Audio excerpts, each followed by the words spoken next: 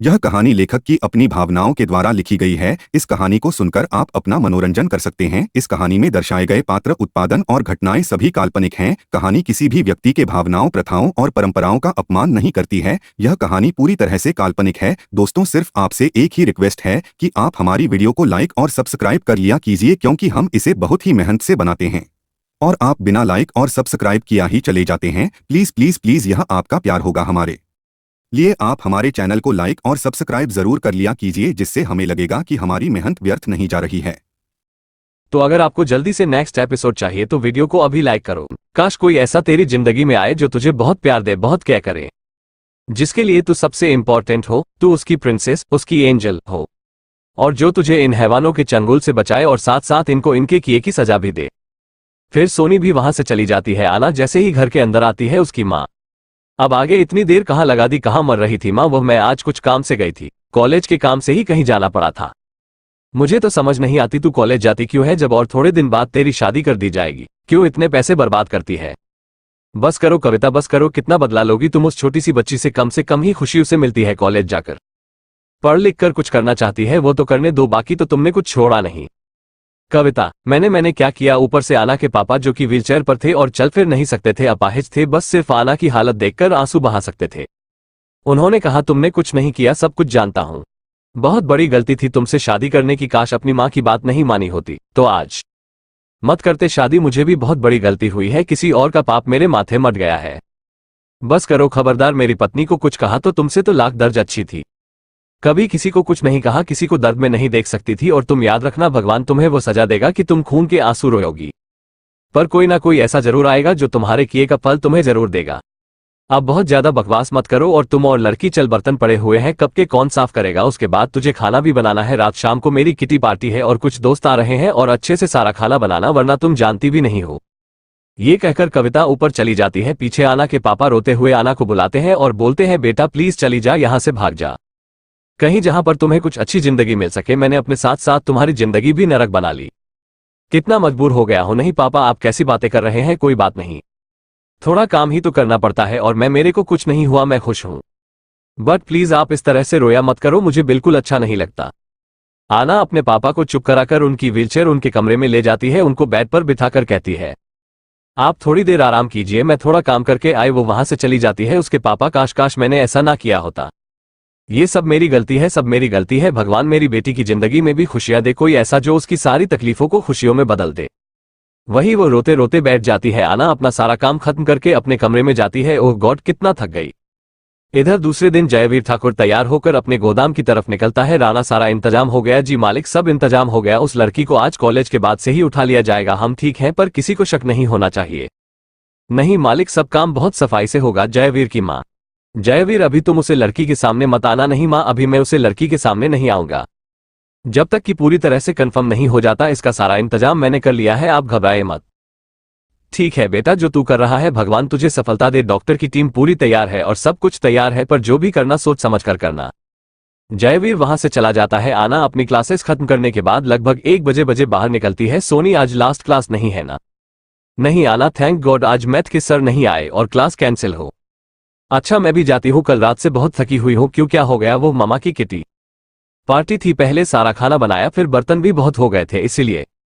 ओह God, तेरी यह माँ तो सच में, मेरा दिल करता है कि उसका खून कर दूं और साथ में उसके उसे नालायक बेटे का। सोनी, तू क्यों इतना गंदा बोलती है? छोड़ना, मैं खुश हूँ, बस थोड़ी थकी हुई हूँ, इसीलिए अब जाकर जल्दी आराम करूंगी। हाँ, और वह आराम करने देगी? वो तेरी सौतेली माँ घर जाकर फिर 100 काम पड़ा देगी, ये कर ले वो कर ले। दोनों बातें करते करते वहां से चली जाती है। सोनी, क्या मैं तुझे छोड़ दूं? अरे नहीं नहीं, मैं ऑटो से जाऊंगी, देख काका खड़े हैं। ठीक है, पहुंच के फोन कर देना। ठीक है, और सुन, विराट 2 दिन तक नहीं आएगा। क्यों, कहीं गया है क्या? हाँ, उसके चाचा जी आए हैं ना अमेरिका से, तो उनके साथ ही बिजनेस के सिलसिले में कहीं गया है। ओके। आना एक ऑटो में बैठकर चली जाती है। ऑटो वाले ने मास्क लगाए हुआ था। अरे काका, क्या हुआ? आज आपने मास्क, गॉगल्स, कैप सब लगाया है, सब ठीक तो है? हाँ हाँ बेटा, वो मुझे बहुत जुकाम हो गया है इसीलिए। अच्छा ठीक है। फिर अचानक लगभग 5 मिनट बाद आना को अजीब से बदबू आ रही थी। उसने कहा भैया ये क्या हो रहा है, ये कैसी बदबू है? तो ऑटो वाले ने कहा कुछ नहीं हो सकता है कि कहीं रास्ते में कुछ जानवर मार हो। आना नहीं तब तक अपना रुमाल अपने नाक पर लगाया, पर तब तक वो लगभग आधी बेहोशी में चली गई थी। ऑटो वाले ने ये देखते ही ऑटो एक अलग रोड पर ले लिया और आगे सुनसान रोड पर जाने के बाद उसने ऑटो रोक दिया। जैसे ही उसने ऑटो रोका, ये बिल्कुल एक सुनसान सड़क थी जो कि अजीब से जंगलों के बीच थी। एक गाड़ी आगे इंतजार कर रही थी। गाड़ी में से एक शख्स मास्क पहने उतरे और उन्होंने आना को वैसे ही गोद में उठा लिया। आना की आंखें आधी खुली थी। वो कह रही थी, क्या हो गया, कौन हो तुम, कौन हो तुम? पर कुछ भी रिएक्ट करने की हालात में नहीं थी। वो शख्स उसे से वैसे ही गाड़ी में पीछे बिठा दिया। पीछे जयवीर ठाकुर बैठा हुआ था। आना उसके बिल्कुल करीब बैठी थी। आगे राणा बैठा था। जयवीर ठाकुर ने गाड़ी को गोडाउन की ओर ले जाने को बोल दिया। गोडाउन पहुंचकर गाड़ी जैसे ही रुकी तो राणा पीछे आया आना को उठाने, तो जी ठाकुर ने हाथ देकर रोक दिया और आना को खुद ही अपनी गोद में उठाकर अंदर ले जाने लगा। राणा को पहले तो कुछ लगा कि वो रोक दे, पर उसने सोचा मालिक जो करना चाहते हैं उसे करने दिया जाए। फिर जयवीर ठाकुर ने आना को वही बेसमेंट पर लाकर एक बेड पर जो कि पहले इंतजाम था उसे पर लेटा दिया और वैसे ही आना को देखते हुए अपना चेहरा बिल्कुल उसकी गर्दन के करीब ले गया और उसे सूंघता हुआ उसकी गर्दन पर हल्का हल्का अपने होंठ चला रहा था। ठाकुर यह सिर्फ एक एक्सपेरिमेंट के तहत कर रहा था, पर आना को देखते ही वो मदहोश हो रहा था। उसने अपने हाथ आना के हाथों पर रखे और धीरे धीरे ऊपर बाजू पर ले जाने लगा। आना बेहोश हो चुकी थी। ठाकुर ने उसे उठाया और अपने सीने से लगा लिया। वो जितना ज्यादा आना के करीब आ सकता था उतना आने की कोशिश की, क्योंकि डॉक्टर ने ही बोला था कि इस तरह से थोड़ी बहुत छूने से रिएक्शन का पता नहीं चलेगा।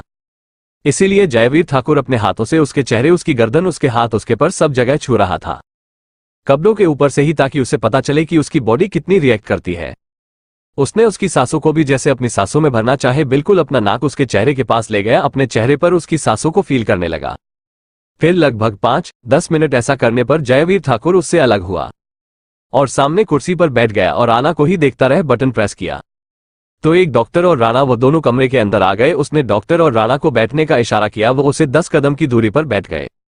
वो सिर्फ चेक करना चाहते थे कि जयवीर ठाकुर की बॉडी कितनी रिएक्ट करती है, क्योंकि यह शायद पहली बार होगा जब वो किसी के इतने करीब आया है और रिएक्शन का डर था। इसलिए डॉक्टर ने अपनी सारी मेडिसिन, इंजेक्शन सब तैयार रखे थे। पर आधा घंटा बीतने पर भी जयवीर की बॉडी रिएक्ट नहीं कर रही थी। सब हैरान हो रहे थे और जयवीर के चेहरे पर एक बड़ी सी स्माइल थी और वह मन ही मन खुश हो रहा था और बोल रहा था, अब तुम्हें मुझसे कोई नहीं बचा सकता मेरी तितली। अब तुम सिर्फ और सिर्फ जयवीर ठाकुर की अमानत रहोगी और उसी के साथ उसी की दुनिया में अपनी जिंदगी काटोई। और ऊंची ऊंची हंसने लगा। उसकी हंसी देखकर राणा भी खुश हो रहा था, क्योंकि उसने भी जयवीर ठाकुर को हमेशा उदास देखा था अपनी बीमारी को लेकर। लगभग 1 घंटा बीत गया। डॉक्टर के चेहरे पर भी स्माइल थी और राणा के चेहरे पर भी, और जयवीर एक तक आना को ही देख रहा था। डॉक्टर ने राणा को कुछ इशारा किया तो राणा ने जयवीर की तरफ देखा तो उसने हाँ में सर हिला दिया। इसका मतलब था कि उन्हें जो टेस्ट करने हैं वो करें। इधर राणा को जयवीर की मां का फोन आया। राणा, क्या हुआ मालकिन? 1 घंटा 10 मिनट हो चुके हैं और मालिक बहुत अच्छे से उसे लड़की के करीब गए हैं। उन्होंने उसे अच्छे से हर जगह छुआ है, पर मालिक की बॉडी अभी तक रिएक्ट नहीं कर रही। वो बिल्कुल नॉर्मल है। क्या? हाँ, उन्होंने इसकी सांस से भी अपने चेहरे पर फील की और फिर भी उन्हें कुछ नहीं हो रहा। इधर जयवीर की मां खुश हो गई। यह तो बहुत खुशी की बात है। इसका मतलब मेरे बेटे का इलाज यही लड़की है। जी मालकिन, अब आपका वंश बढ़ने से कोई नहीं रोक सकता। वो राणा, बहुत ही अच्छी खबर सुनाई है। कितने वर्षों बाद कोई ऐसी खबर सुनने को मिली है। जल्दी से जल्दी उसे लड़की का पता करो। उसके जो टेस्ट करने हैं डॉक्टर को बोलो करें और फिर मैं इसे जल्द से जल्द अपने घर की बहू बनाऊंगी। जी मालकिन, डॉक्टर टेस्ट शुरू कर दिए हैं। इधर डॉक्टर ने आना के ब्लड सैंपल्स लेने शुरू कर दिए थे। वो उसका सारे टेस्ट करना चाहते थे, जिसमें मैं उन्होंने उनको जो जो सैंपल चाहिए थे उन्होंने कलेक्ट किए। फिर उन्होंने हाँ में सिर हिलाया और ब्लड सैंपल्स लेकर वहां से चले गए। जयवीर, राणा, इस लड़की को लगभग 1 घंटे में होश आ जाएगा। तुम्हें पता है ना क्या करना है? जी मालिक। और इस लड़की पर 24 घंटे की नजर चाहिए जब तक कि पूरे टेस्ट की रिपोर्ट नहीं आ जाती। इसे कुछ भी नहीं होना चाहिए, याद रखना। इस पर एक भी खरोच, तुम्हारी मौत। और जो भी इस लड़की की इंफॉर्मेशन कलेक्ट की है सारी की सारी हो मुझे हवेली में दो। मैं हवेली जा रहा हूं। राणा ने हाँ बोला तो जयवीर ने भी बाहर उसे जाने का इशारा किया। उसके जाने के बाद जयवीर एक बार फिर उठकर आना के पास आया और उसने फिर आना को इस तरह से छुए। उसके माथे पर होंठ रख और उसके गालों को हाथ लगाता हुआ बोला, अब तुम सिर्फ मेरी हो, सिर्फ मेरी। अभी वो कह ही रहा था कि उसकी मां का फोन आया। उसने अपनी मां को सब बता दिया। उसकी मां बहुत खुश हो गई, बोली कि मेरी डॉक्टर से बात हुई है, उन्होंने तुम्हारे सारे सैंपल्स बाहर भेजने हैं और इसमें 15 दिन का वक्त लगेगा। जयवीर ने कहा, मां, पर 15 दिन के बाद अगर सब सही हुआ तो मेरी शादी की तैयारी कीजिए, क्योंकि यह लड़की अब आपके घर की बहू बनेगी। उसकी मां की तो जैसे पांव जमीन पर नहीं लग रहे थे। उन्हें बहुत खुशी हो रही थी। उन्होंने कहा, जयवीर, बस एक बार सब टेस्ट नॉर्मल आ जाए, उसके बाद तो इस लड़की को तुम्हारी पत्नी होने से कोई भी नहीं रोक सकता, खुद भगवान भी नहीं। लगभग 4 बजे के करीब एक आदमी यानी कि राणा आना को गोद में उठाए उसके घर के अंदर आया और बोला कि यह लड़की रास्ते में बेहोश हो गई थी। उसकी मां ने जैसे ही देखा तो कहा बेहोश नहीं हुई होगी, नाटक किया होगा। उसके पापा भी जल्दी से बाहर आ गए और उन्होंने हैरानी से देखा और पूछा कि क्या हुआ था, तो उसे राणा ने बताया पता नहीं, ये लड़की ऑटो में थी और बेहोश हो गए और ऑटो वाला इस डर के मारे वहीं छोड़कर चला गया। जब मैंने देखा तो मैं इस अस्पताल में एडमिट कराया तो पता चला कि इससे काफी वीकनेस है, शायद अच्छे से खाती पीती भी नहीं है, इसकी वजह से ही बेहोश हुई है। पर अब ये ठीक है और लगभग आधे घंटे बाद इसे होश आ जाएगा, डॉक्टर ने दवाई दे दी है। उसके पापा ने हाथ जोड़े और बोला थैंक यू सो मच, आपने हमारी इतनी मदद की। और उसकी मां ने बोला पक्का तुम्हारी बेटी ने कुछ किया होगा, कुछ ना कुछ गड़बड़ की होगी, इसी की वजह से ऐसा हुआ है। उसके पापा ने बोला कुछ तो शर्म करो, तुम्हारे सामने कैसे बेचारी पीली सी पड़ी हुई है, उसकी हालत देखो, तरस खाओ उस पर। इस तरह से कुछ दिन बीतने लगे और 15 दिन बीत गए। जयवीर पूरी नजर आना पर रख रहा था। 15 दिन बाद पूरी रिपोर्ट आ गई। डॉक्टर जयवीर और उसकी मां के आगे खड़ा था। मालकिन बहुत खुशी की बात है, क्या जल्दी बताओ, यही कि उसे लड़की के जो ब्लड सैंपल्स और मालिक के ब्लड सैंपल से सब मैच किए हैं, यानी कि जब हम दोनों को खून कब मिलाकर देखा तो सब पॉजिटिव रिजल्ट्स आए। जयवीर के चेहरे पर मुस्कुराहट आ गई और उसकी मां तो खुशी से झूम गई। डॉक्टर, मालकिन और एक और पॉजिटिव बात पता चली है क्या, कि अगर उस लड़की के साथ ठाकुर साहब संबंध बनाते हैं और लगातार उसे लड़की के साथ रहते हैं नॉर्मल कपल की तरह, तो हो सकता है आगे चलकर उनकी इस बीमारी में भी कुछ कमी आए, यानी कि यह ठीक होने के चांसेस भी है।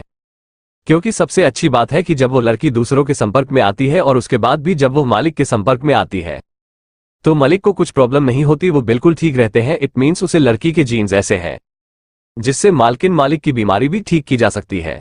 क्या तुम सच कह रहे हो, मेरे जयवीर की बीमारी भी ठीक हो सकती है? हाँ मालकिन, मालिक की बीमारी भी ठीक हो सकती है, पर समय रहने पर। अगर वो लगातार उस लड़की के साथ रहते हैं तो हो सकता है आगे चलकर। ये सिर्फ पॉसिबिलिटी है, पर ऐसा होने के चांसेस बहुत ज्यादा है। Episode 57 PLS read full chapter with all details, lots of things hidden inside it। Present time Germany में सुबह 6 बजे विराट की गाड़ी आकर गेट पर रुकी। सनाया ने पहले ही बता दिया था कि विराट उसे सुबह पिक करने वाला है। अंश और शिव ने उससे बोल दिया था कि वो बॉडीगार्ड्स के बिना नहीं जाएगी और उसने भी हाँ कहा था। सनाया 6 बजे विराट के साथ चली गई, पीछे बॉडीगार्ड्स का ड्राइवर के साथ लेडी बॉडीगार्ड भी थी विराट गाड़ी में। वैसे सनाया, आपके भाई बहुत प्रोटेक्टिव है आपके लिए। यस सर, वो मेरे लिए कुछ भी कर सकते हैं, थे लव मी सो मच। एक बात मुझे समझ नहीं आई कि आप सनाया वर्मा है और आपके भाई ओबरॉय, ऐसा क्यों? क्या इसकी कोई खास वजह है? सनाया, नहीं सर, एक्चुअली वो मेरे सगे भाई नहीं है, बल्कि पापा मम्मी ने मुझे अडॉप्ट किया था, तो इस और फिर भी इतना प्यार। ग्रेट। Yes sir. एक बार तो विराट सनाया की मासूमियत देखता रह रहा। वो उसे कुछ आना की तरह लग रही थी, पर फिर भी उसका गुस्सा सनाया के लिए बहुत था। उसने कहा तुम आना जैसे बिल्कुल नहीं हो सकती। फिर वो अपनी वर्कशॉप की जगह पर पहुंचे, पूरा काम किया, अटेंड की। सारा दिन विराट ने सनाया का बहुत ध्यान रखा, बल्कि वो ज्यादातर उसके साथ ही रहा और उसे ऐसे दिख रहा था कि वो उसकी बहुत केयर करता है। इधर आना भी नॉर्मल डेज में अपनी क्लासेस अटेंड करके घर आ चुकी थी, पर उसकी तबीयत थोड़ी खराब लग रही थी। उसके पेट में काफी दर्द हो रहा था। शिव और अंश दोनों ऑफिस में ही थे। अंश, शिव ठाकुर के आदमी ने कांटेक्ट किया, अब तो हफ्ता भी चुका है। नहीं अंश, जरूर है, कुछ और प्लान बना रहे हैं। मैंने अपने आदमी को बोल दिया है कि सब पर नजर रखें। अंश, नजर तो मेरी भी है, पर मैंने तुझे जो कहा था तूने वो क्यों नहीं किया? शिव, अभी वहीं जा रहा हूं करने। अंश ने कहा ठीक है, तू वहां जा, मैं फार्म हाउस जाता हूं। एंजल अकेली है और सनाया लेट आने वाली है। सनाया पर नजर रखना, क्योंकि तुम्हें पता है थोड़ी देर के लिए मेरा फोन और सब लोकेशंस बंद रहेंगे। मैं किसी से कांटेक्ट नहीं कर पाऊंगा, पता है, इसीलिए घबरा मत, तू वो काम कर और मैं इधर एंजल और सनाया दोनों को देख लूंगा। शिव वहां से तेज कदमों से बाहर चला गया, किसी को फोन करता हुआ। उसे गाड़ी में ही बैठकर किसी को फोन किया और फिर अपना फोन ऑफ करके साइड पर रख दिया। अंश फार्म हाउस की तरफ निकल पड़ा। फार्म हाउस पहुंचने पर लगभग 9 बज चुके थे। फार्म हाउस पहुंचने पर वो सीधा ऊपर गया, क्योंकि उसे अपनी एंजल को देखना था, तरस जाती थी उसकी नजरें। वो जैसे ही ऊपर आया उसने देखा आना पेट पर हाथ रखकर बेड पर लेटी हुई है और शायद वो रोई भी है और उसका चेहरा पूरा पीला पड़ा है। अंश कदम से उसके करीब आया, उसके सिर पर हाथ फेरता हुआ बोला, एंजल क्या हुआ है तुम्हें, तुम रो क्यों रही थी? तो आना नहीं कोई जवाब नहीं दिया, बल्कि वैसे ही लेट रही। अंश ने फिर से पूछा, एंजल क्या हुआ है, बताओ मुझे क्या प्रॉब्लम है? तो आना को अचानक अजीब सा फील होने लगा। वो उठकर बैठ गई और बाथरूम की तरफ भागी। जैसे ही वो बाथरूम की तरफ भागी, अंश जल्दी से आना को देखा और जैसे ही उसके पीछे जाने लगा था, उसने बेड पर देखा तो बेड पर स्टेन्स लगे हुए थे। वो समझ गया कि आना को पीरियड्स आए हैं और उससे अपना सरनामे हिलाया। फिर वो वैसे ही बाथरूम की तरफ गया। और नॉक करने लगा। एंजल मेरी बात सुनो। आना बाथरूम में ही। ओ गॉड, अब मैं क्या करूं, मेरे पास तो पैड्स भी नहीं है। अंश समझ गया था कि आना किस चीज से घबरा रही है, बाहर नहीं निकल रही। उसने अपने असिस्टेंट विशाल को बोला 10 मिनट के अंदर अंदर सब तरह के पैड्स, सैनिटरी पैड्स मेरे कमरे के बाहर होने चाहिए, जितनी जल्दी हो सके। उसने फिर डोर नॉक किया और बोला एंजल दरवाजा खोलो, मुझे पता है तुम्हें पीरियड्स आया है और तुम्हें इस वक्त मेरी जरूरत है। आना अंश की बात सुन रही थी। उसने धीरे से दरवाजा खोला और अपना सर झुका के खड़ी हो गई। अंश ने बड़े प्यार से उसका चेहरा अपने हाथों में पकड़ा और बोला इसमें छुपाने की क्या बात है, पति हूं, तुम्हारा हक बनता है ये जानना, और बताओ तुम्हें किस चीज की जरूरत है। आना ने कुछ नहीं कहा तो अंश ने कहा तुम्हारे कपड़े लेकर आ रहा हूं, तुम जाकर चेंज करो, तब तक तुम्हारे सैनिटरी पैड जाएंगे। अंश क्लोजेट में उसके कपड़े लेने चला गया। उसने बड़े कंफर्टेबल कपड़े आना को दिए तो आना ने कहा वो पहले वो बेडशीट चेंज कर दे, तो उसने कहा नो नीड, मैं सब कर लूंगा, तुम सिर्फ अपने आप को देखो और अगर चाहो तो मैं तुम्हारी हेल्प भी कर सकता हूं। I really don't T mind. अंश बहुत प्यार से आना से पेश आ रहा था क्योंकि उसे पता था कि इस वक्त आना को बहुत केयर की जरूरत है। आना ने ना में सिर हिलाया और कपड़े लेकर बाथरूम में चली गई। अंश ने कहा अपने कपड़े धोने की या कुछ भी करने की कोशिश भी मत करना। अंश ने रूम की बेडशीट आज खुद चेंज की। फिर उसने मेड को बोल दिया कि हेल्दी वेजिटेबल सूप और एक गर्म पानी की बोतल जल्द से जल्द ऊपर लेकर आओ। इतनी देर में उसका असिस्टेंट भी आ गया। अपने हाथों में पैड्स लिए अंश ने उसके पैड्स लिए और सीधा आना की तरफ चला गया। उसे आना के बाथरूम के बाहर नॉक करके कहा एंजल दरवाजा खोलो, तुम्हारे पैड्स आ गए हैं। आना ने जैसे ही दरवाजा खोला वो हैरान रह गई क्योंकि हर एक ब्रांड का कंपनी का पैड्स का पैकेट था। अंश वो मुझे पता नहीं था तुम कौन सा यूज करती हो, इसलिए मैंने सारे लाने को बोल दिया, तुम जो यूज करती हो वो करो जिसमें तुम्हें कंफर्टेबल लगे। आना ने हाँ कहा और पैड्स ले लिया और अंदर चली गई। फिर थोड़ी देर बाद वह बाहर निकली। अंश ने उसे वैसे ही गोद में उठा लिया। आना ने मना किया तो उसने बोला बिल्कुल चुप, कुछ नहीं बोलोगी, तो उसने उसे बेड पर बैठाया और एक वाटर बॉटल उसकी कमर के पीछे रखी और उसे अपने हाथों से सूप पिलाने लगा। एक पल के लिए तो आना उसे देखते ही रही क्योंकि यह शायद पहली बार था जब कोई उसकी ऐसी कह कर रहा था, वरना उसे पीरियड्स में भी मारा पीटा जाता था और फिर यहां आकर हॉस्टल में तो उसे कौन ही केयर करता। आना ने कहा कि मैं ये सब नहीं पीती, तो अंश ने कहा कि पीना तो पड़ेगा बेबी, क्योंकि इस वक्त तुम्हें हेल्दी चीजों की जरूरत है। और डॉन ती वरी, मुझे सब पता है, हमारी छोटी बहन है, उसका ख्याल हम ही रखते थे, मॉम डैड नहीं थे। आना हैरानी से अंश की तरफ देखने लग गए। अंश अब तुम बेड से बिल्कुल नहीं उठोगी, सिर्फ रेस्ट करोगी, और कुछ भी चाहिए तो मुझे बताओ। पर उसे अभी भी बड़ा पेन हो रहा था। उसे अपने पेट पर हाथ रखा तो अंश ने साइड में से ही एक तेल निकाला और आना को लेटने के लिए बोला। आना लेट गई। अंश बड़े प्यार से उसके शर्ट ऊपर करके उसके पेट पर तेल से हल्के हल्के हाथों से मालिश करने लगा और साथ साथ वह आना का सिर भी थपथपा रहा था ताकि सो जाए। आना धीरे धीरे करके नींद के आगोश में चली गई और उसने बड़े प्यार से उसके माथे पर होठ रखे वाटर बोतल उसकी कमर पर सेट की, उसे कंबल से कवर किया और खुद बाथरूम में फ्रेश होने चला गया। मैं जब से आया था आना की क्या कर रहा था। बाथरूम में फ्रेश होने के बाद उसने क्लोजेटी से कपड़े बदलकर आना के पास ही लेट गया। फिर उसने आना को सीधा किया और उसे देखते देखते अपने मन में बोला, जानता हूं एंजल बहुत गुस्सा हो तुम, तुम्हारा गुस्सा होना जायज भी है, पर याद रखना तुम्हें इतना प्यार दूंगा कि तुम हमेशा मुझे याद रखोगी। मैंने जो किया अभी सबको लग रहा है कि वो बहुत गलत है, पर थोड़े दिन की बात है जब सच सच पता चलेगा। तो इतना कहकर वो चुप हो गया। फिर उसने आना की होठों पर प्यार से अपने होठ रखे और एक हल्की सी लाइट से किस करने के बाद बोला, याद रखोगी ना एंजल, भूल तो नहीं जाओगी फिर अपने आप से, मैं तुम्हें भूलने ही नहीं दूंगा। अंश कितनी ही देर आना को वैसे देखता रहा और उसकी आंखों में हल्की सी नमी भी थी। आज पहली बार शायद कितने ही समय बाद अंश की आंखों में इस तरह से नमी आई थी। उसने जल्दी से अपनी आंखें पोंछ और उसकी नेक में चेहरा घुसाकर उसे अच्छे से जकड़कर सो गया और सोते सोते कुछ बातें याद करने लगा। फिर वो बोला, मुझे पता है तुम शिव को भी संभाल लोगी और शिव तुम्हें, और फिर हंसकर, पर प्यार तो तुम्हें करता रहूंगा और परेशान भी। इधर शिव एक बिल्कुल म्यूनिक के आउटर एरिया में था, किसी बेसमेंट में जहां पर बहुत हाईटेक मशीन थी, उसके साथ कोबरा खड़ा था। शिव ने अपना मास्क और गॉगल्स वैसे ही लगाए हुए थे और बिल्कुल उसी तरह वो उसे मशीन के सामने बैठा था, एक बहुत बड़ी एलईडी स्क्रीन। फिर कोबरा ने एक बटन प्रेस किया तो सामने एलईडी स्क्रीन पर जयवीर ठाकुर था। जयवीर ठाकुर ने जैसे ही ब्लैक डेविल को देखा उसने हेलो बोला और बोला, हमारे काम का क्या हुआ। ब्लैक डेविल तो शिव ने बोला, तुम्हारा काम हो चुका है। तो ठाकुर हैरान रह गया, हमारा काम हो चुका है। तो ब्लैक डेविल ने अजीब से नजरों से जयवीर को देखा। उसने बोला, ब्लैक डेविल जो कहता है वो करता है, अगर उसने एक बार बोल दिया दोबारा रिपीट नहीं करता हूं। जयवीर ठाकुर की भी वैसे ही रोब और तैश के साथ बोला, विश्वास है ब्लैक डेविल, इसीलिए वो काम आपको दिया था। तो ब्लैक डेविल ने कहा कि जो कमिटमेंट हुई थी उसी पर रहना, हमें इंडिया में अपने सारे काम के लिए परमिशन चाहिए, सारी रिस्ट्रिक्शंस तुम्हें हटवानी होगी, ठाकुर की जुबान है। ये लड़की कब चाहिए? तो जयवीर ने कहा मैं खुद जर्मनी आ रहा हूं, 2 दिन बाद मैं खुद उसे वहां से लेकर जाऊंगा। तो ब्लैक डेविल ने कहा नहीं, हम खुद आ रहे हैं इंडिया 2 दिन बाद उसे लड़की को लेकर। जयवीर ठाकुर हैरान भी रह गया और खुश भी हुआ और बोला मोस्ट वेलकम, आपसे मुलाकात भी हो जाएगी, बहुत टाइम से मिलना चाहता था आपसे। शिव ने कहा बिल्कुल, हमें भी आपसे कब से मिलना है, और अब तो ये जानकर कि आप हमारा काम करने वाले हैं, आपसे तो मिलने की लालसा और भी बढ़ गई है। ये ब्लैक डेविल अजीब नजरों से जयवीर ठाकुर को देखकर कह रहा था, पर आंखों पर गॉगल्स लगे होने के कारण जयवीर उसको देख उसकी नजरें देख नहीं सकता था। फिर जयवीर ने कहा बिल्कुल, इंडिया में आपका बहुत अच्छे से स्वागत होगा, उसकी चिंता मत कीजिए, बस हमें वो लड़की चाहिए किसी भी हाल में। आपकी हर शर्त मंजूर है, जिस चीज की आपको जरूरत होगी इंडिया में वो आपको प्रोवाइड कर दी जाएगी। फिर उन लोगों ने कुछ और बातें करी और ब्लैक डेविल ने फोन काट दिया। फोन काटने के बाद ठाकुर ने अपने आदमी को देखा तो उसने कहा सर कॉल लंदन से आई थी। तो जयवीर ठाकुर ने पता कराया था ब्लैक डेविल इस वक्त लंदन में था कुछ मीटिंग के सिलसिले में। उसने कहा ठीक है, शायद इसीलिए शिव ने अपना फोन बंद कर उसे जगह को चूज किया था जहां पर वो किसी भी जगह की लोकेशन डाल सकता था। आजकल ये बहुत चल रहा है।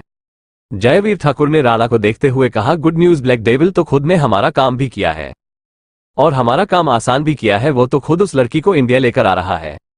राणा हैरान हो गया, उसने कहा क्या सच में? पर मलिक, ब्लैक डेविल तो ओबरॉय ब्रदर्स के साथ काम करता है, हमने तो मिनिस्टर तक से बात कर ली थी। जयवीर ने कहा नहीं, अब उसे मिनिस्टर को मना कर दो या फिर उससे बात मत करो, क्योंकि ब्लैक डेविल को उस लड़की को ला रहा है और अगर ब्लैक डेविल ने कहा है तो वह अपनी जुबान का पक्का है, वो उस लड़की को जरूर लेकर आएगा। वो लोग वहां से घर आ गए। ठाकुर हवेली आने के बाद राणा ने जयवीर की मां को सब बता दिया। जयवीर की मां पर जयवीर ऐसा कैसे हो सकता है, कहीं ये ब्लैक डेविल कोई धोखा तो नहीं कर रहा? हो सकता है मां, उसके लिए हमने पूरा प्लान सोच रखा है, जैसे ही वो इंडिया आएगा हमारे आदमियों की नजर उसे पर रहेगी और बाकी का प्लान भी सब तैयार है। अगर जरा सा भी कुछ भी डाउट हुआ तो लड़की तो हमारे हाथ में होगी ही होगी, उसे ब्लैक डेविल का काम भी तमाम कर देंगे हम। राणा पर मालिक क्या इतना आसान है? ब्लैक डेविल है वो, पूरे माफिया और गैंगस्टर वर्ल्ड में हल्ला मच जाएगा और फिर आपको क्या लगता है उसकी सिक्योरिटी ऐसी होगी जिसे हम भेद पाए? जयवीर, तो जयवीर ने कहा कच्ची गोलियां खेली है, वो इंडिया में आ रहा है जहां का सिस्टम हमारे हाथ में है, एक बार आने दो, अगर उसे हमसे धोखा करने की कोशिश भी की तो यहां से जिंदा नहीं जा पाएगा। सब तैयार है क्योंकि इंडिया की पुलिस की उस ब्लैक डेविल को ढूंढ रही है, इसीलिए तो वो हमारे साथ डील करने को भी तैयार हुआ है, क्योंकि उसे पता है इंडिया में उसका काम करना अभी इम्पॉसिबल हुआ पड़ा है और अभी उसे हमारे सहारे की कम से कम इंडिया में काम करने के लिए बहुत जरूरत है। जयवीर की मां पर जयवीर ब्लैक डेविल है, वो कुछ ना कुछ तो उसमें भी सोचा होगा, इतनी जल्दी तो हार नहीं मान सकता, इंडिया में भी उसके कोई और सोर्स जरूर होंगे, सिर्फ हमारे सहारे तो नहीं रहता होगा। मान गया मां, सारी बात मान गया, इस बार आप चिंता मत कीजिए, क्योंकि जो प्लान मैं बना रहा हूं उसमें उस लड़की का बचना नामुमकिन है, वो हमारे हाथ में होगी ही होगी किसी भी कीमत पर, और इस बार मुझे किसी से भी टकराना पड़े मैं टकराऊंगा, पर मुझे वो लड़की जरूर चाहिए। अब ये बात मेरी इज्जत पर आ गई है। एपिसोड 58। जयवीर से बात करने के बाद शिव घर आ चुका था। घर आकर उसने देखा कि आना अंश के ऊपर ही सो रही है और अंश भी आज काफी गहरी नींद में था और सनाया भी अभी अभी घर आई थी। शिव ने आते ही पूछा था।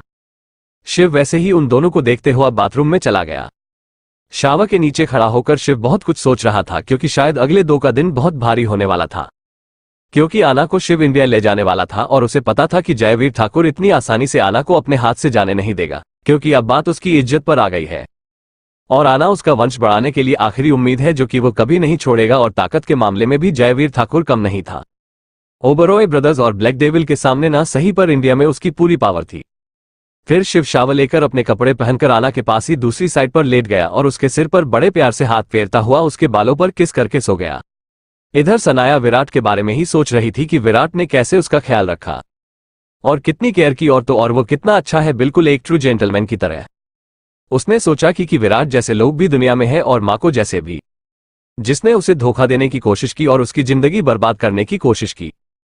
इंडिया में जयवीर ठाकुर वो किसी से फोन पर बात कर रहा था और उसको सब समझ रहा था। उसकी मां दूर बैठी, जयवीर जो तू कर रहा है क्या सही कर रहा है? इससे न तो हम ब्लैक डेविल से दुश्मनी लेंगे बल्कि वो जर्मनी के ओबरॉय ब्रदर्स भी हमारे दुश्मन बन जाएंगे। जो होता है होने दो मां, चाहे पूरी दुनिया से दुश्मनी लेनी पड़े, अभी तो फिलहाल मुझे वो लड़की चाहिए। उसकी मां, वो बात तो ठीक है बेटा, बट जैसा तू करना चाहता है क्या वो सही है?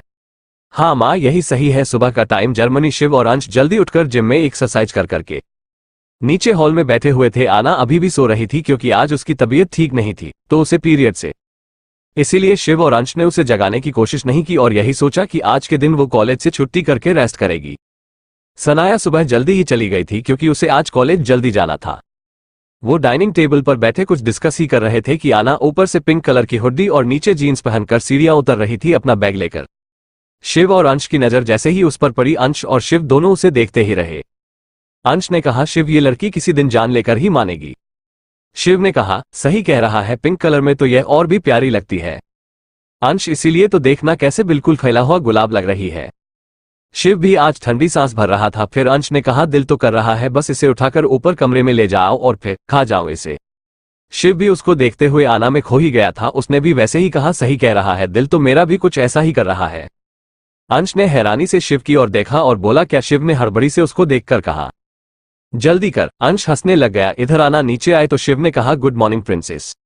आना ने भी अपना सिर हिलाया और डाइनिंग टेबल पर बैठ गई। फिर अंश ने कहा कि का गुड मॉर्निंग एंजल, तुम इतनी जल्दी क्यों उठी? हमने तुम्हें इसलिए नहीं उठाया कि तुम्हारी तबीयत ठीक नहीं है, तुम्हें रेस्ट करना चाहिए। आना ने कहा, नहीं, मेरी कुछ एक्स्ट्रा क्लास है, मुझे जाना जरूरी है, एग्जाम आने वाले हैं। अंश ने कहा, पर एंजल तुम्हारी तबीयत का क्या? मैंने तुम्हें कितनी बार कहा है, तुम्हें जो भी नोट्स जो भी चीज चाहिए हम प्रोवाइड करा देंगे। कहो तो टीचर तुम्हें अलग से घर पढ़ने आएगा, तुम्हारे सारे डाउट्स क्लियर करेंगे। पर तुम आज का दिन रेस्ट करो। आना ने कहा कि नहीं, मुझे आज कॉलेज जाना है, मुझे कुछ काम है, लाइब्रेरी से भी बुक्स लेनी है। शिव ने कहा, प्रिंसेस, अंश ठीक कह रहा है, तुम आज नहीं जाओगी, घर पर रेस्ट करोगी और जो बुक्स चाहिए विशाल ले आएगा, 1 घंटे के अंदर अंदर आ जाएगी। और कॉलेज के बाद टीचर खुद घर आएगा तुम्हें पढ़ने के लिए। आना ने बहुत ही रूखा सा शिव को जवाब दिया कि मुझे कॉलेज जाना है और आप इस तरह से अपनी मर्जी मुझ पर नहीं थोप सकते। अंश को गुस्सा आ गया। उसने गुस्से से आना को कहा, एंजल कैसे बात कर रही हो तुम शिव से? शिव ने उसको देखकर हाथ हिलाया और चुप रहने का इशारा किया और बोला। उसने कहा, प्रिंसेस, हम तुम्हारे भले के लिए कह रहे हैं, तुम्हारी तबीयत ठीक नहीं है। आना ने कहा कि पर मैं ठीक हूं, थोड़ी देर के लिए जाऊंगी, फिर आ जाऊंगी, प्लीज मुझे जाने दीजिए। उसे अंश के गुस्से से डर लग गया था। अंश और शिव ने एक दूसरे की तरफ देखा। अंश ने नामे अपना सिर हिलाया जैसे शिव को मना कर रहा हो, क्योंकि उन्हें पता था कि कोई उन पर पल पल की नजर रख रहा है। जयवीर ठाकुर पर अभी वो विश्वास नहीं कर सकते थे, इसीलिए उन्होंने आना को कॉलेज जाने के लिए मना कर रहे थे, क्योंकि वो नहीं चाहते थे अब आना कभी किसी की भी नजरों में आए। शिव ने कहा, प्रिंसेस जिद मत करो, तुम्हें जो चाहिए मिल जाएगा और 1 दिन में कोई प्रॉब्लम नहीं होगी। तुम्हारे एग्जाम अभी 10 दिन बाद होने वाले हैं। आना जैसे ही कुछ कहने वाली थी, अंश ने कहा, कभी बात माना भी करो, शिव ने जो कहा है वही करो। आना चुप रह गई। उसको गुस्सा आ रहा था, क्योंकि आज उसे विराट से मिलकर कुछ प्लान बनाना था और आज उसका कॉलेज जाना बहुत जरूरी था। इसीलिए तो वो आज सुबह जल्दी उठकर तैयार होकर हड़बड़ी में नीचे आई थी। वो अपने मन में सोच रही थी, ओ गॉड, अगर मैं आज कॉलेज नहीं गई तो विराट, मेरा सारा प्लान खराब हो जाएगा। फिर शिव ने कहा, प्रिंसेस, हमें कल सुबह कहीं जाना है। आना ने हैरानी से उसकी ओर देखा और बोला, कहाँ जाना है? तो शिव ने कहा, वो तुम्हें वक्त आने पर पता चल जाएगा। आना ने कहा, मुझे अभी कहीं नहीं जाना, मैंने कहा ना, मेरे एग्जाम है। शिव को भी आज को भी गुस्सा आ रहा था। उसने गुस्से से उसकी तरफ देखा और बोला, तुम कोई बात एक बारी में क्यों नहीं मानती हो प्रिंसेस? क्यों गुस्सा करने पर मजबूर करती हो? कल सुबह हमें जाना है, मतलब जाना है। और इतना कहकर शिव वहां से उठ गया। अंश शिव के गुस्से को और उसको देखता ही रहा। फिर वो महसूस कर सकता था शिव डरा हुआ है, क्योंकि इंडिया जाना और वह भी आना को अभी लेकर जाना शायद थोड़ा सा खतरा हो सकता है। पर अगर दुश्मन को जड़ से खत्म करना है तो ये खतरा उठाना ही पड़ेगा। उनको अपनी प्रिंसेस और एंजल को पूरी तरह से जयवीर ठाकुर से महफूज करना है। अंश उठा और आना के करीब आकर आन के माथे पर होठ रखकर उसे बड़े प्यार से यह बोलकर कि जान, रेस्ट करना, बिल्कुल सोचो मत, तुम्हारी पढ़ाई का कोई नुकसान नहीं होगा, हम कोई नुकसान नहीं होने देंगे। समझने की कोशिश करो और जाओ ऊपर अपने कमरे में जाओ। आना अपने पैर पटकती कमरे में चली गई। अंश उसको देखता हुआ वहां से चला गया और अपने घर की सिक्योरिटी को बाहर बोल गया, जरा सी भी दिक्कत नहीं होनी चाहिए। उसने विशाल, रॉकी सबको खास तौर पर यही रहने के लिए बोला था। ऑफिस पहुंचकर अंश, शिव तू इतना घबराया क्यों हुआ था और क्यों गुस्सा कर रहा था एंजल पर? तू तो मुझे गुस्सा करने के लिए मना करता है। शिव, वो समझती क्यों नहीं है? एक तो मुझे पता नहीं क्यों अच्छा नहीं लग रहा, ऐसा लग रहा है कुछ तो गलत होने वाला है, अजीब सी बेचैनी सी हो रही है। अंश ने शिव को देखता ही रहा। उसने सोचा अभी तो कुछ गलत हो नहीं रहा और जब होगा तब तू कैसे रिएक्ट करेगा। फिर उसने कहा, ब्लैक डेविल घबरा रहा है और हंसकर शिव को बोला, मुझे लगता है अब तुझे रिटायरमेंट ले लेनी चाहिए, शायद ये पोस्ट तुझसे संभाल नहीं रही। शिव ने अंश को गुस्से से देखा और बोला, बकवास मत कर, चुप रह, हमें पता है कि वो जयवीर ठाकुर कितनी टेढ़ी चीज है। फिर अंश ने कहा कि बट हम कौन सा कम है, तुझे क्या लगता है क्यों उसे हम पर शक नहीं हुआ होगा? शिव कहते हैं, वो तो मुझे पता है शक भी हो गया होगा और अब तक शायद उसे पता भी चल गया होगा कि आना हमारे साथ है, यानी ओबरॉय ब्रदर्स के साथ। अंश, वही तो, उसने कुछ तो बैकअप प्लान भी बनाया होगा कि अगर हमने उसे धोखा दिया या ब्लैक डेविली ने उसे धोखा दिया तो कुछ ना कुछ तो वो कुछ और सोचकर बैठा ही है।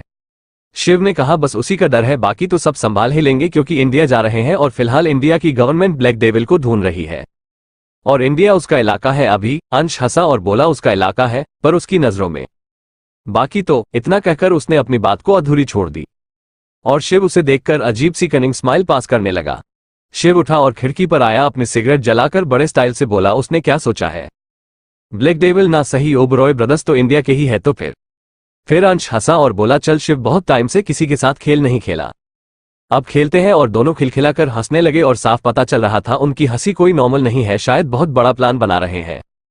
इधर का security head of Jaiveer Thakur के घर बैठा हुआ था। सिक्योरिटी हेड, ठाकुर साहब क्या आप सच कह रहे हैं ब्लैक डेविल खुद इंडिया आ रहा है? तुम्हें पता है कमिश्नर, झूठ बोलने की जरूरत नहीं है हमें, जब हमने कहा है तो वो इंडिया आ रहा है तो आ रहा है और हमसे ही मिलने आ रहा है। सिक्योरिटी हेड, वो ये तो वही बात हो गई कि गीदड़ की मौत आती है तो वो शहर की तरफ दौड़ता है। ठाकुर अपनी जगह से उठा और सिगार जलता हुआ मुंह में लेकर बोला, ब्लैक डेविल को तुम गीदड़ समझते हो, भूल है तुम्हारी। अब तक उसे ये भी पता चल गया होगा कि कुछ ना कुछ प्लान तो हमने भी बनाया है। उसे क्या पता चला है ये हमें नहीं पता, बट इस बार चाहे कुछ भी हो जाए मैं हार नहीं सकता। सिक्योरिटी हेड ने कहा कि घबराए मत ठाकुर साहब, जैसी ही ब्लैक डेविल इंडिया में कदम रखेगा पुलिस की गिरफ्त में होगा और वो लड़की आपकी गिरफ्त में। जयवीर ठाकुर, इतने बड़े मुजरिम जिसको इंटरनेशनल पुलिस भी ढूंढ रही है, उसको पकड़ने के बदले में हमारा क्या फायदा? सिक्योरिटी हेड क्या चाहते हैं आप बताइए, क्योंकि अगर एक बार यह ब्लैक डेविल हमारे हाथ आ गया तो कसम से मेरी प्रमोशन होने से कोई नहीं रोक सकता। इतने बड़े इंटरनेशनल मुजरिम को जिसको कई देशों की पुलिस ढूंढ रही है, अगर उसे मैंने पकड़ लिया तो सच में मेरा रुतबा कितना बढ़ जाएगा। सिक्योरिटी हेड बहुत खुश हो रहा था और हंस रहा था। फिर जयवीर ने कहा तुम्हें जो चाहिए तुम्हें मिल जाएगा, पर याद रखना हमें जो चाहिए वो हमें मिलना चाहिए। जब हमें जरूरत हो तब तुम की तरह अपने मालिक के आगे वफादारी निभाने के लिए तैयार रहना। सिक्योरिटी हेड, बिल्कुल ठाकुर साहब, कहीं नहीं जाएगा, बस एक बार ब्लैक डेविल मेरे हाथ आ जाए, आप जो चाहेंगे मैं वो करूंगा, पूरी जिंदगी के लिए आपका वफादार बनकर रहूंगा। जयवीर ठाकुर, वही तो हम चाहते हैं। उसकी मां उन दोनों को देखकर हंस रही थी। फिर हेड बातें करके चला जाता है और उसकी मां, वाह जयवीर वो क्या प्लान बनाया है, बिल्कुल मां, और नेक्स्ट ब्लैक डेविल होगा जयवीर ठाकुर। और वह ऊंची ऊंची हंसने लगा और बोला कब से नजर थी मेरी, अब जाकर पूरी होगी। एक तीर से दो निशाने, वो ब्लैक डेविल भी मेरे रास्ते से साफ और लड़की भी मेरे हाथों में, और फिर होगा तांडव। और इतना कहकर जयवीर हंसने लगा और उसके इरादे बहुत खतरनाक लग रहे थे। इधर कॉलेज में विराट परेशानी में घूम रहा था क्योंकि उसको पता चल गया था कि आना आज कॉलेज नहीं आई। उसने अपने आप से कहा, और आना तुम ऐसा कैसे कर सकती हो, तुम्हें पता था आज तुम्हें कॉलेज आना ही आना है। ओह गॉड, मैं उसे कांटेक्ट भी नहीं कर सकता। इन ओबरॉय ब्रदर्स ने उसे कोई फोन भी नहीं दिया हुआ, अपनी बहन को सारी फैसिलिटीज दी है। पर विराट परेशानी में इधर उधर घूम रहा था क्योंकि अगर आज आना कॉलेज नहीं आती तो उसका बना बनाया प्लान बिगड़ जाता, जो कि सच होने वाला था। उसने अपने आप से कहा किसी भी तरह मुझे ओबरॉय फार्म हाउस जाना ही होगा, पर कैसे? सुनाया के थरू तो चला जाऊं, पर वहां से निकलूंगा कैसे? वो सोच ही रहा था कि फिर उसके दिमाग में कोई आइडिया आया, उसका आइडिया, अब ये सनाया वही मुझे अपने घर भी लेकर जाएगी। और पर अपने आप से हंसने लगा। सारा दिन ऐसे ही कश्मकश में बीत गया। रात को दोनों भाइयों ने आना की बहुत केयर की, जहां पर दोनों को की नींद आंखों से उड़ी हुई थी क्योंकि सुबह में आना को इंडिया लेकर जा रहे थे। अंश और शिव दोनों बालकनी में बैठे थे और आना आराम से अपने कमरे में सो रही थी। फिर अंश ने कहा कि एपिसोड 59। सारा दिन ऐसे ही कश्मकश में बीत गया। रात को दोनों भाइयों ने आना की बहुत केयर की, जहां पर दोनों को की नींद आंखों से उड़ी हुई थी क्योंकि सुबह में आना को इंडिया लेकर जा रहे थे। अंश और शिव दोनों बालकनी में बैठे थे और आना आराम से अपने कमरे में सो रही थी। शिवांश क्या कहेंगे प्रिंस को, वो इंडिया जाने के लिए कभी तैयार नहीं होती। वो इंडिया नहीं जाएगी, वो लंदन जाएगी शिव के साथ। फिर शिव से बोला और वहां से वो किडनैप होकर इंडिया जाएगी ब्लैक डेविल के साथ। अंश ने उसकी ओर देखा और हाँ मैं सिर हिलाया तो शिव ने बोला पहली बार बेचैनी हो रही है, इतने बड़े बड़े काम किया लेकिन कुछ फर्क नहीं पड़ा, अपनी जान का डर भी नहीं लगा, पर अब अपनी जान की जान का डर लग रहा है। अंश ने कहा कुछ नहीं होगा, विश्वास रख, उसे जयवीर ठाकुर के पास बैकअप प्लान है, तो हमने भी तो बैकअप प्लान बनाया हुआ है। शिव ने कहा वो सब तो ठीक है, बस प्रिंसेस को चोट नहीं लगनी चाहिए, क्योंकि पहले ही उसके दिल पर बहुत घाव है, कुछ उसके अपनों के दिए हुए और कुछ हमारे दिए हुए। उसने कहा और उसकी जिंदगी से यह सारे दुखों को निकालने की कोशिश तो कर रहे हैं हम।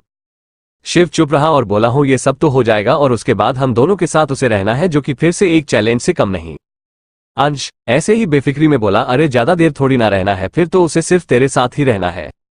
जैसे ही अंश ने यह कहा शिव ने उसकी ओर देखा और बोला क्या बकवास कर रहा है, तो तुमने भी तो उससे शादी की है, हम दोनों ने उससे शादी की है। तो अंश ने कहा मतलब एट अ टाइम तो एक रहेगा ना उसके साथ, दो लोग थोड़ी रहेंगे, मेरा कहने का मतलब वो था। और फिर मेरी तो हरकतें रहती है ऐसी है, पता है मुझे तो।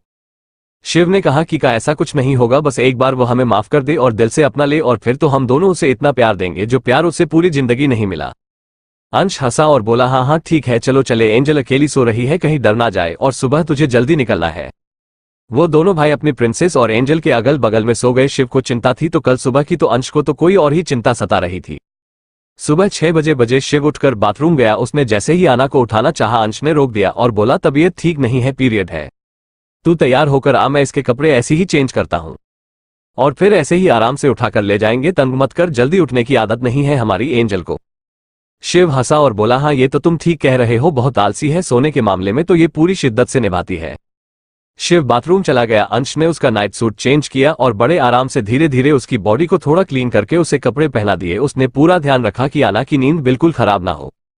फिर उसने एक हल्की सी बेडशीट ली और उसमें बड़े प्यार से आना को कवर किया। शिव बाहर आया तैयार होकर, तो उसने कहा तैयार है? अंश ने कहा कि हाँ चल ले जा प्लीज अपनी प्रिंसेस को। जैसे ही अंश ने कहा, शिव ने उसकी ओर देखा और बोला तू भी तो आ रहा है? अंश ने कहा ऑफ कोर्स, ऐसे कैसे कैसे छोड़ दो उसको, हमेशा डर लगा रहेगा मुझे कि तू अकेला मेरी एंजल के साथ क्या करेगा। शिव ने कहा कि नौटंकी, और फिर वैसे ही बड़े धीरे से प्यार से आना को अपनी गोद में उठा लिया और उसके माथे पर होठ रख करके नीचे की ओर आ गया जहां पर गाड़ी खड़ी थी और विशाल उसका इंतजार कर रहा था, साथ में रॉकी की भी था। विशाल ने गाड़ी का दरवाजा खोला और शिव वैसे ही आना को लेकर अंदर बैठ गया और अंदर बैठकर उसने बड़े प्यार से आना का सर अपने चेस्ट पे टीका कर लिया और जैसे बच्चे को एक मां प्यार से अपनी गोद में लेकर रखती है वैसे ही शिव आना को लेकर रख रहा था। गाड़ी एयरपोर्ट की तरफ चले जहां पर शिव का प्राइवेट जेट खड़ा था। वो वैसे ही गाड़ी से उतरा आना को लेकर और अपने जेट पर बैठ गया। उसे टेक ऑफ होते ही आना को प्राइवेट जेट की ही बने अपने प्राइवेट रूम में आराम से लेटा दिया और अच्छे से कवर करके बाहर आ गया। बाहर आकर वो भी बैठा ही था कि कोबरा में जैसे ही देखा कि शिव बाहर आ गया तो उसके पास आकर बैठ गया। शिव बोला कोबरा क्या इन्फॉर्मेशन है? कोबरा सर, कल जब ठाकुर के घर के बाहर सिक्योरिटी हेड की गाड़ी देखी गई है। क्या सिक्योरिटी हेड? हाँ, सिक्योरिटी हेड कल जयवीर ठाकुर से मिलने आया था। इसका मतलब जयवीर ठाकुर ब्लैक डेविल को फंसाना चाहता है। कोबरा शायद पता नहीं ठाकुर के हेड के साथ और सब पुलिस के साथ सीधे संबंध है, वो वहां पर क्यों आया है इस बात का पता नहीं चल पाया, पर हम अभी तक यही सोचेंगे कि वो हमें फंसाने की कोशिश कर रहा है। कोबरा यस चीफ, इसीलिए मैंने भी अपना बैकअप प्लान तैयार कर लिया है। शिव ने कहा इसका मतलब जयवीर ठाकुर ब्लैक डेविल को भी धोखा दे रहा है। कोबरा हो सकता है ब्लैक डेविल की पोजीशन पर किसकी नजर नहीं होगी? बड़े बड़े गैंगस्टर माफिया सबकी नजर ब्लैक डेविल को हटाने की है और खुद उसकी पोस्ट पर बैठने की है। वेरी गुड, इसका मतलब जयवीर ठाकुर ब्लैक डेविल को धोखा देगा तो फिर ब्लैक डेविल को भी उस भी ठाकुर को सजा देनी पड़ेगी, बिल्कुल वैसे ही जैसे ब्लैक डेविल देता है। और फिर दोनों हंसने लगे। थोड़ी देर बातें करने के बाद और कुछ प्लान डिस्कस करने के बाद शिव रूम की तरफ आया। जैसे उसे प्राइवेट रूम का दरवाजा खोला तो आना घबरा के दरवाजा खोलने की कोशिश कर रही थी। शिव ने उसे देखकर कहा क्या हुआ प्रिंसेस, तुम डर क्यों रही थी? आना डरते डरते शिव के गले लग गए और बोली मैं कहाँ हूं, ये देखो कितना छोटा सा रूम है और हम कहाँ हैं? मैंने खिड़की से देखा, हम आसमान में है।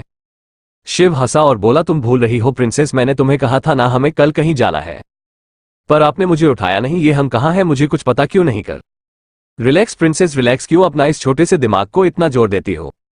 आओ बैठो। शिव उसको वैसे ही प्राइवेट रूम में ले गया और बोला तुम सो रही थी, तुम्हारी तबीयत ठीक नहीं थी, इसीलिए तुम्हारे कपड़े चेंज करके मैं तुम्हें ले आया था कि तुम्हारी नींद खराब ना हो। अब अगर तुम उठी गई हो तो चलो फ्रेश हो जाओ और फिर ब्रेकफास्ट करते हैं। मैं होस्टेस को बोलता हूँ, हमारा वो ब्रेकफास्ट लगा देगी। आना ने कहा कि हम जा कहाँ रहे हैं? तो शिव ने कहा हम लंदन जा रहे हैं। तो उन्होंने कहा लंदन पर क्यों? शिव मेरी एक मीटिंग थी तो मेरा दिल तुम्हारे बिना नहीं लगता, इसीलिए सोचा तुम्हें अपने साथ ले जाऊं। आना हैरानी से शिव को देखने लगी।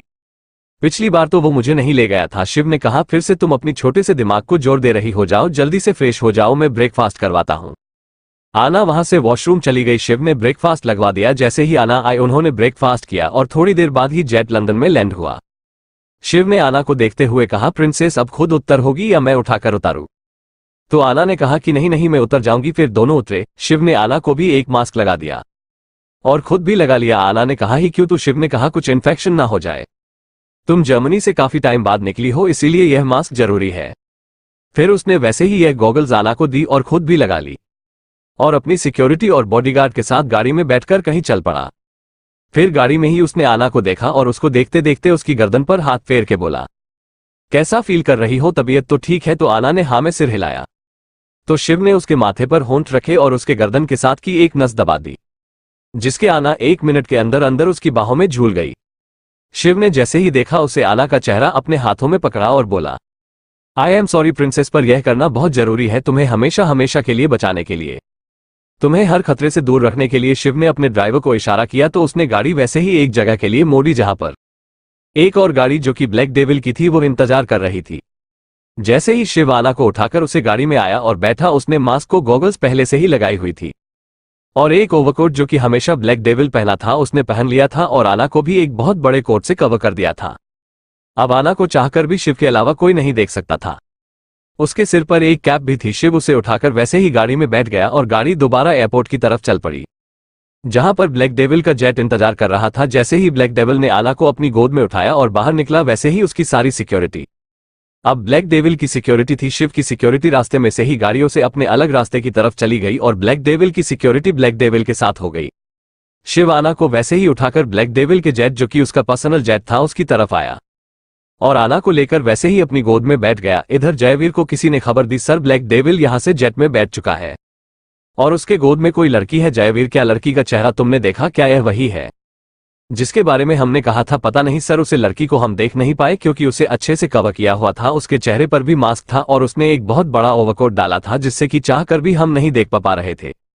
जयवीर ने कहा, ठीक है। तो वह आदमी ने कहा, सर आपको याद है ना जो हमारी बात हुई थी ब्लैक डेविल के साथ धोखा करने की? आज तक किसी की हिम्मत नहीं हुई और वो अब धोखेबाजों को कभी भी नहीं छोड़ता, ये बात आपको अच्छे से पता है। जयवीर, घबराओ मत, इस ब्लैक डेविल का काम बहुत जल्द खत्म होने वाला है, उसके बाद हम होंगे और फिर तुम्हारे इस साथ की जो तुमने हमें दिया है बहुत अच्छे से कीमत दी जाएगी। नेक्स्ट किंग इटली के तुम ही बनोगे। Don't T worry. जयवीर यह सुनकर हंसने लगा कि ब्लैक डेविल ने यह वादा तो पूरा किया उसकी मां पर। जयवीर, क्या तुम्हें विश्वास है कि यह वही लड़की है? अरे मां, मैंने आपको बताया ना, और कौन सी लड़की को लेकर आएगा और क्यों लेकर आएगा?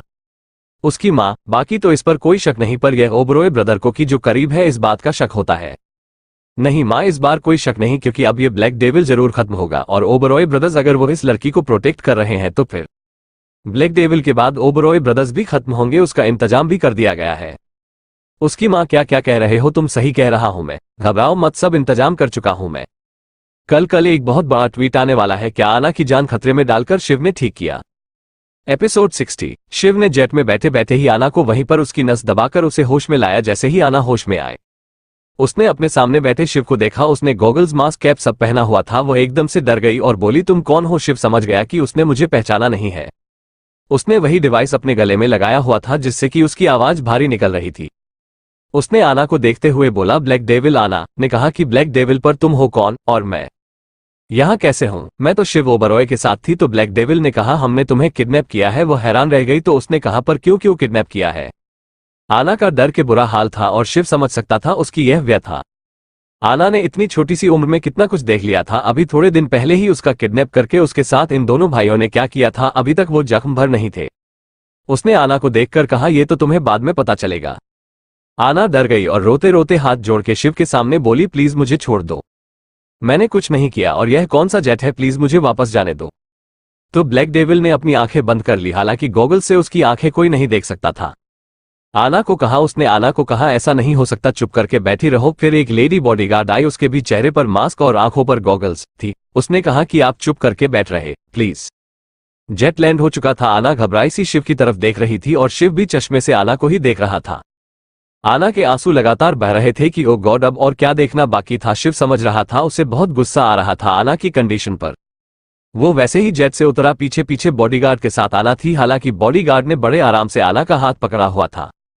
आना ने एक दो बार छुड़ाने की भी कोशिश की पर बॉडीगार्ड ने उसका हाथ नहीं छोड़ा और शिव जानबूझकर आना को हाथ नहीं लगा रहा था क्योंकि उसे डर था कि कहीं आना गलती से भी उसे पहचान ना ले। वो उसके सामने इस तरह से नहीं आना चाहता था। जयवीर सिंह की डील ब्लैक डेविल की हुई थी, इसीलिए वो चाहकर भी कुछ नहीं कर सकता था। फिर आना ने शिव को देखते हुए कहा, जैसे ही एयरपोर्ट के अंदर आए आना ने लेडी बॉडीगार्ड को बोला कि प्लीज मुझे वॉशरूम जाना है, it's very urgent. Lady bodyguard ने वैसे ही शिव को बताया। शिव को पता था कि आना को पीरियड्स है और काफी टाइम से उसने वॉशरूम नहीं गई। उसने हाँ बोला तो लेडी बॉडीगार्ड वैसे ही आना को लेकर वॉशरूम की तरफ चली गई। लेडी बॉडीगार्ड को बोल दिया था कि बी केयरफुल। शिव वॉशरूम के थोड़ी दूर के बाहर ही खड़ा था और लेडी बॉडीगार्ड आना के साथ अंदर गई थी। उससे आना को देखते हुए कहा कि मैम प्लीज। तो आना ने कहा कि इस तरह से नहीं, प्लीज आप थोड़ा बाहर जाए। तो लेडी बॉडीगार्ड ने अपना मुंह घुमा लिया और बोली, प्लीज आप इसी तरह से यूज कीजिए। आना के पास अब कोई चारा नहीं था क्योंकि वो जाने को तैयार ही नहीं थी। शिव को उसके गार्ड ने फोन दिया। ये फोन अंश का था। शिव अपना फोन यूज नहीं कर रहा था ताकि किसी को भी ना तो ब्लैक डेविल की लोकेशन पता चले ना ही शिव ओबरॉय की। अंश ने कहा किसे कहा? शिव मैं पहुंच चुका हूं। शिव ने कहा कि इस वक्त कहाँ है अंश? मैं इस वक्त जयवीर के इलाके में हूं। तो शिव ने कहा ठीक है, लोकेशन मिल चुकी है, मैं भी वही पहुंच रहा हूं। शिव ने पहले ही बता दिया था अंश को कि जयवीर ने पुलिस से और सिक्योरिटी हेड से बात कर ली है और शायद वो ब्लैक डेविल को पकड़ना चाहता है।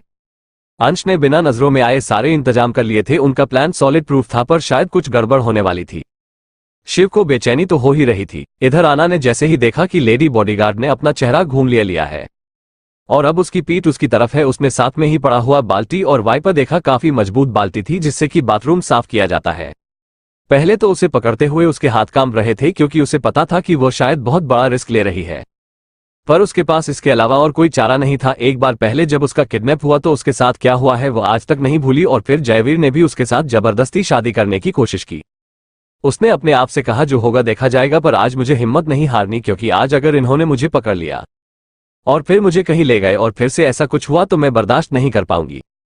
उससे अच्छा है जो होना है आज ही हो जाए। आना हो ये तो पता चल ही चुका था एयरपोर्ट आते ही कि वो इंडिया आ चुकी है, क्योंकि उसने सब जगह हिंदी में पढ़ा देखा था और आसपास के माहौल से भी पता चल गया था कि वो इंडिया में ही है। और शायद दिल्ली में ही उसने वो बाल्टी उठाई और पूरा जोर लगाकर उस लेडी बॉडीगार्ड के सिर पर मारी। बाथरूम पूरे साउंड प्रूफ के काफी हाई सिक्योरिटी एरिया था जहां पर काफी ब्यूरोक्रेट्स और मिनिस्टर्स के जेट लैंड होते थे और टेक ऑफ होते थे।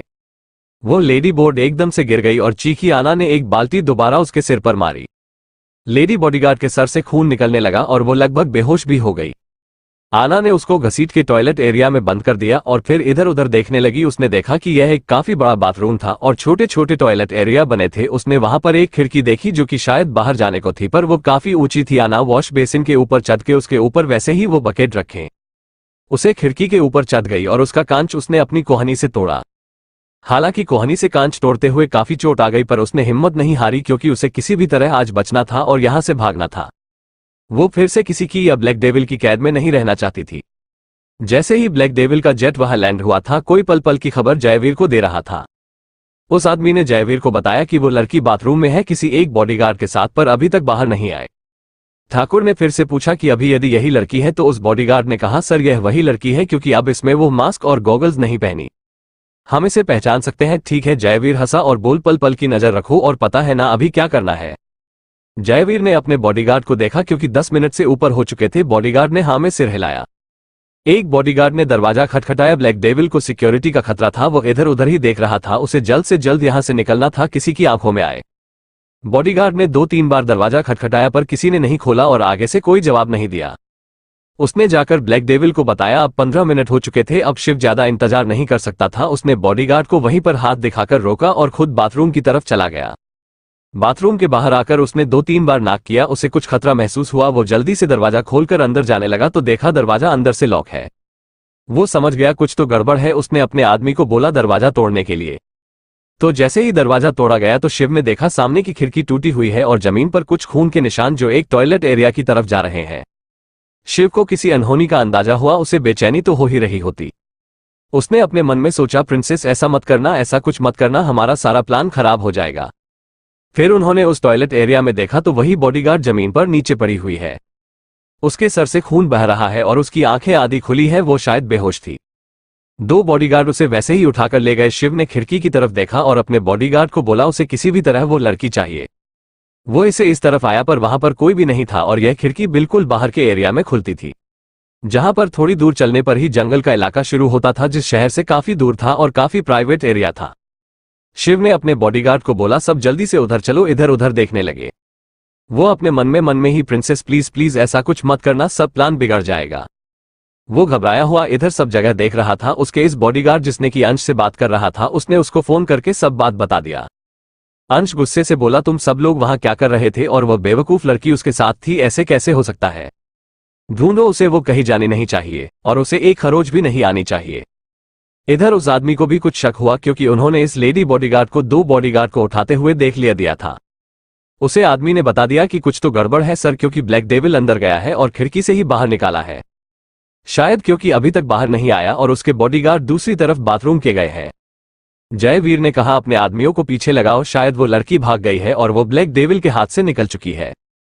याद रखना वो कहीं भी इधर उधर नहीं जानी चाहिए। पकड़ो उस लड़की को, उसे ब्लैक डेविल के पकड़ने से पहले पहले तुम उसे लड़की तक पहुंचे। उसे आदमी ने हाँ में सिर हिलाया आया और अपने आदमियों को इशारा करके उस तरफ चला गया। इधर जयवीर भी अपनी गाड़ी से अपने गोदाम से निकला, क्योंकि उसने गोदाम में अपनी शादी का सारा इंतजाम कर लिया था कि जैसे ही ब्लैक डेविल उस लड़की को उसके हवाले करेगा सबसे पहले वो उससे शादी करेगा। उसके बाद कुछ और वो जल्दी वहां से अपनी गाड़ी लेकर अकेला ही निकल गया। राणा पीछे पीछे ही दूसरी गाड़ी में था। इधर शिव पागलों की तरह सब जगह आना को ढूंढ रहा था और आना जंगलों में ही लगातार भाग रही थी। उससे भागा भी नहीं जा रहा था। उसकी बाहों में, कोहनी में, वहां पर सब जगह चोट लग गई थी। शीशे वहां से उतरते वक्त खिड़की से उसके पैरों में भी चुभे थे, घुटनों में भी चुभे थे। फिर भी आना अपनी जान बचाने के लिए वहां से भाग रही थी। शिव और उसके बॉडीगार्ड इधर उधर सब जगह ढूंढ रहे थे। अंश भी वहां से निकल चुका था आना को ढूंढने और जयवीर के आदमी भी आना को ही ढूंढ रहे थे। आना बदहवास सी भाग रही थी। फिर थोड़ी दूर जाने पर ही उसे सड़क दिखाई दी। इतनी देर भागने पर उसकी आंखें कभी खुल रही थी कभी बंद हो रही थी, पर वह हिम्मत नहीं हार रही थी। वो सड़क की ओर दौड़ी। जैसे ही वो सड़क पर आई उसने इधर उधर देखा तो ये सुनसान इलाका था, क्योंकि एयरपोर्ट का है इलाका था। जयवीर भी इधर गाड़ी में ही उस तरफ आ रहा था। आना दूसरी तरफ भाग रही थी कि अचानक उसे सामने गाड़ी आती दिखाई दी। उसने अपना हाथ दिया उसे गाड़ी को रोकने के लिए और सड़क के बीचों बीच बैठ गई कि प्लीज मेरी मदद करो। उसके सर से वहां से सब जगह खून निकल रहा था। वो गाड़ी अचानक उसके बिल्कुल आगे आकर रुकी। आना ने डर के मारे अपनी आंखें बंद कर ली। उसे लगा कि वो गाड़ी उस पर ही चढ़ जाएगी। जैसे ही वो गाड़ी रुकी वो भागते हुए पैसेंजर सीट की तरफ आई और दरवाजा खोलकर अंदर बैठ गई और बोली प्लीज प्लीज मुझे बचा लो। उसकी आंखें बंद हो रही थी। उसने बिना देखे ड्राइवर को बोला कि प्लीज मुझे बचा लो, मेरे पीछे गुंडे लगे हुए हैं, प्लीज मुझे यहां से जल्दी से लेकर चलो। फिर जैसे ही उसने अपनी आंखें पूरी खोली तो उसकी आंखें डर और हैरानी से बड़ी हो गई, क्योंकि आगे उसे अजीब सी लुक देकर जयवीर बैठा हुआ था। जयवीर उसे देखकर एक खतरनाक हंसी हंसी और बोला कितना भागी थी तुम मेरी कैद से, और देखो खुद ही आकर मेरी कैद में फंस गई। आना ने फिर जैसे ही जयवीर को देखा उसका पूरा शरीर डर से कांपने लगा। उसने अपनी तरफ का दरवाजा खोलने की कोशिश की, पर जयवीर ने तो पहले ही लॉक कर दिया था। उसने आना को देखकर कहा क्यों स्वीटहार्ट, तुम्हें क्या लगा इस बार तुम मेरी कैद से भाग जाओगी? फिर उसने आना के बाल पकड़कर उसका चेहरा अपने करीब किया और बोला इस बार तुम मेरी की कैद से तो क्या मेरे दिए गए जुल्मों से भी नहीं भाग सकती। उसके दिए गए जुल्म जो अभी मैं एक एक करके तुम पर करने वाला हूं उससे भी नहीं भाग सकती। अब तुम्हें तुम्हारा वो भगवान भी नहीं बचा सकता। जयवीर यह कहते हुए बहुत खतरनाक लग रहा था, पर आना वो तो पहले इतनी बुरी हालत में थी और जयवीर के डर से क्या आना जयवीर के हाथ लग जाएगी? क्या जयवीर आना के साथ शादी करने के लिए कामयाब हो जाएगा? गाइस, नेक्स्ट एपिसोड के लिए लाइक का टारगेट 300 है। जैसे ही 300 लाइक्स हो जाएंगे तुरंत अगला एपिसोड आ जाएगा। तो अगर आपको जल्दी से नेक्स्ट एपिसोड चाहिए तो वीडियो को अभी लाइक करो। Thanks for watching.